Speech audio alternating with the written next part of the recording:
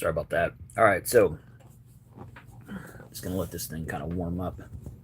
Check, check, 1, 2, 3. All right, all right. If you know who I am, then you are one of my 63 subscribers to my channel, BroncoStevens, and there I like to do he's a dad a lot, mainly because I am. That's what I am. I'm a dad. If I had to define myself in a couple words, I would say in third person, I'd say he's a dad. You know, that's what he is. He's got 6 kids, uh, which is a lot. That's a lot of kiddos. Um, it keeps you going. And I'm almost 50, so that's what's interesting about it is I'm an old dad. I'm kind of like a 2 times over a dad. I'm my second go round with being a dad. So got the his, hers, and ours situation going on in this house, and it's never dull. Um, Always something going on. So I was going to tell you about kind of my day today, kind of interesting thing that happened to me today. It's not really interesting, but it's ironic and funny. So today, like most days, my wife likes to go grocery shopping a lot. So she had this sub in a tub, is what she called it, recipe that she wanted to do. I'm going to set this down, get a little bit less shit going there. I like to keep it professional. I'm here in my studio, not here in the garage.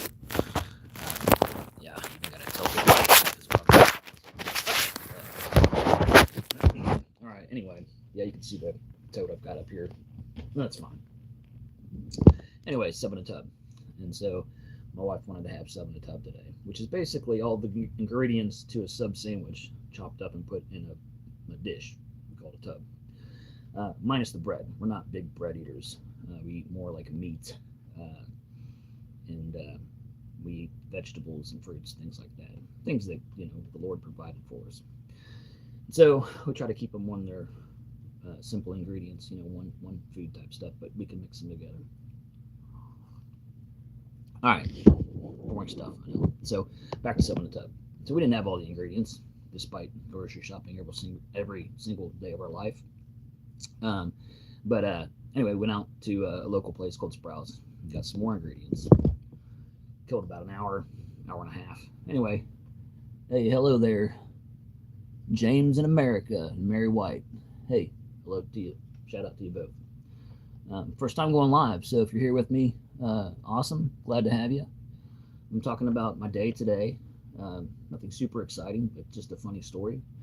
Backtracking, I was making sub in a tub, and I'm at a grocery store getting the ingredients.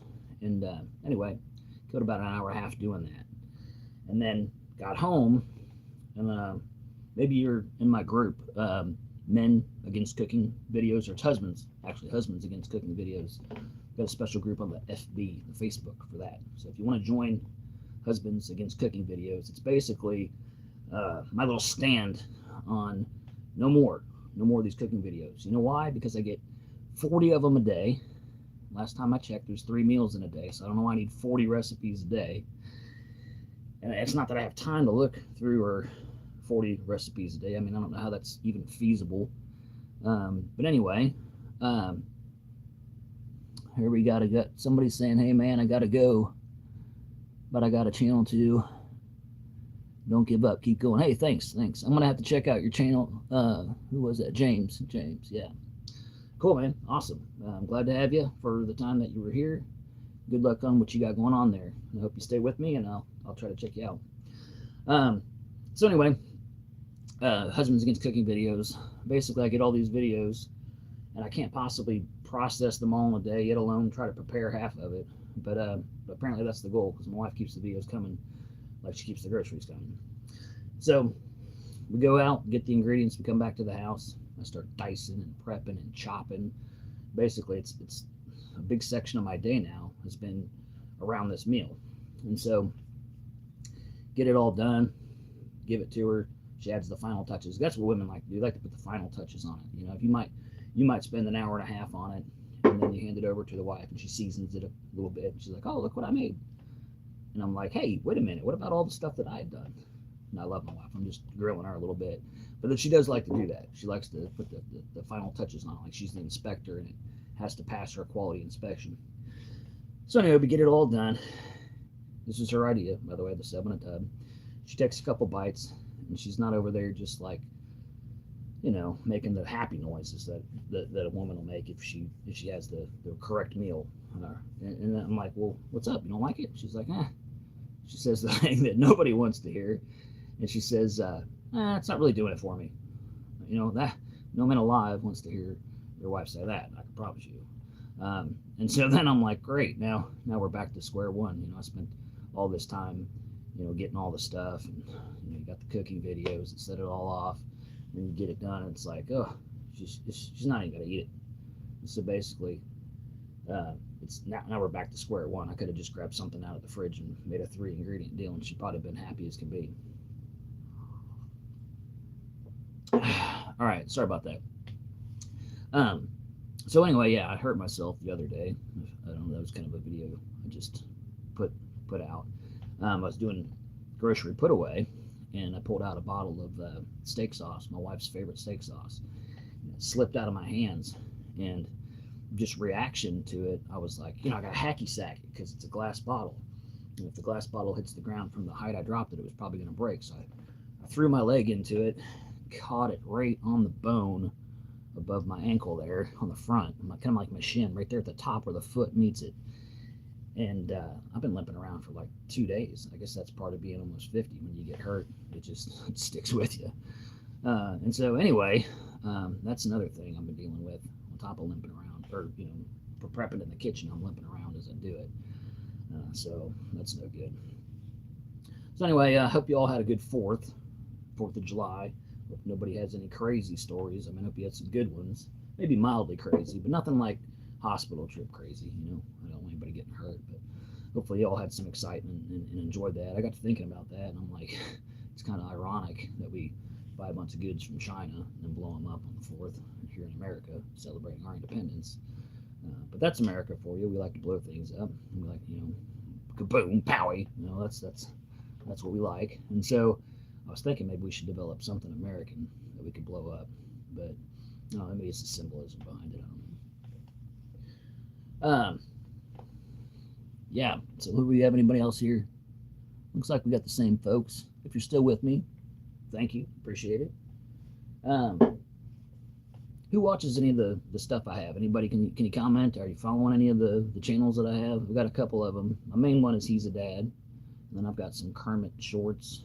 If you're fans of the Terminator, I've got a Terminator, kind of metal skeleton Terminator, kind of goofy shorts that I've also got there. And then there's some strange ones out there also, some Star Wars stuff, and a little bit of anime stuff from my kids. They like that. So, but yeah, if you're out there, tell me what you're into, and I'm happy to make videos around pretty much any subject. I'm just doing live, trying to have fun doing it, and I'd be happy to throw something out there. Had a couple requests, like I made some Horton Here's a Who videos. Those were built on request from other people. So if you have something like that, let me know. I'll put my spin on it and throw it out there. It's kind of like a challenge to me. That's what I like to do. Anyway, back to the 4th. I'm going to tell you a real quick story, then I'm going to wrap this up. I didn't really even plan to go live. So if I hit 10 minutes, it looks like we're close to that. I'll be happy. So, but on the 4th, my family and I, we went out and went to the in-laws' house. And we had a good time there. And everything went normal. Nothing really wild happened. We were coming home, and I thought, oh, crud, I only put up one of our 4 dogs. And so I thought, oh, they might have been spooked. So when I got home, first thing I want to do is put them up. But my daughter had fallen asleep in the car, my little baby. She's almost 3. And so I told the girls to quietly put her in the room. Well, before I could get the dogs put up, I hear the girls going, hey, Quinn's in the baby crib. Now, Quinn is our 80-pound plot hound dog. She's funny. And I don't know how she got in the house because we don't typically let her in, because she's kind of wild. She doesn't typically sit still. And so we had her out back, of course, and she's got a good life out back. She's got a nice big dog house, and we bring her in and out of the garage. We have different houses out there based on the weather and such. But somehow she had gotten in, and the only way that I figured that she could have gotten in was there's a window unit air conditioner that we do just in the summertime. She had to have jumped in the side of that, wiggled her way through, and then jumped in the baby's crib. And what was crazy about it is it looked like she'd patched it up. Like she'd come through and like pawed her way back to the side stuff to put the tape and stuff back to where no one would notice. And obviously she didn't do that. But that's what it looked like. And she was laying in that little crib like a little 80-pound baby dog puppy thing. Anyway, it was funny. So that's what happened on our 4th. That was kind of like, whoa, that's strange. So if you know about dogs and anxiety around fireworks, that's what happened. So it's a totally legit situation. I've got some videos around these subjects, folks. Check them out. I'm gonna let you go. I did 11 minutes basically today on a whim. So if you stuck around, I appreciate it. If you have friends or family that haven't checked out the channel, I'd love for you to invite them over. We're trying to grow, get some likes and some scribbles. That'd be great. All right, you have a blessed day.